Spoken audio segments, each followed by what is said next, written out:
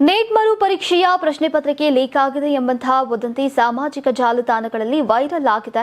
ವಿದ್ಯಾರ್ಥಿಗಳು ಮತ್ತು ಪೋಷಕರಲ್ಲಿ ಆತಂಕಕ್ಕೆ ಕೂಡ ಕಾರಣವಾಗಿದೆ. ಆದರೆ ಈ ಕುರಿತು ರಾಷ್ಟ್ರೀಯ ಪರೀಕ್ಷಾ ಸಂಸ್ಥೆ ಸ್ಪಷ್ಟನೆಯನ್ನ ನೀಡಿ ಪ್ರಶ್ನೆ ಪತ್ರಿಕೆ ಯಾವುದೇ ರೀತಿಯಲ್ಲೂ ಕೂಡ ಸೋರಿಕೆಯಾಗಿಲ್ಲ ಅಂತ ತಿಳಿಸಿದೆ. ಎಕ್ಸ್, ಇನ್ಸ್ಟಾಗ್ರಾಮ್ ಹಾಗೂ ವಾಟ್ಸ್ಆಪ್ ಸೇರಿದಂತೆ ವಿವಿಧ ಸಾಮಾಜಿಕ ಜಾಲತಾಣಗಳಲ್ಲಿ ನೀಟ್ ಮರು ಪರೀಕ್ಷೆಯ ಪ್ರಶ್ನೆ ಪತ್ರಿಕೆ ಲೀಕ್ ಆಗಿದೆ ಅಂತ ಹೇಳುವಂತಹ ವಿಡಿಯೋ ಮತ್ತು ಪೋಸ್ಟ್ಗಳು ಹರಿದಾಡ್ತಾ ಇದ್ವು. ಇದರಿಂದ ಪರೀಕ್ಷಾರ್ಥಿಗಳಲ್ಲಿ ಗೊಂದಲ ಉಂಟಾಗಿತ್ತು. ಈ ಕುರಿತು ಪ್ರತಿಕ್ರಿಯಿಸಿರುವಂತಹ ಎನ್ಟಿಎ ಸಾಮಾಜಿಕ ಜಾಲತಾಣಗಳಲ್ಲಿ ಹರಿದಾಡ್ತಾ ಇರುವಂತಹ ಮಾಹಿತಿ ಸಂಪೂರ್ಣ ಸುಳ್ಳು ಅಂತ ಹೇಳಿದ್ದಾರೆ.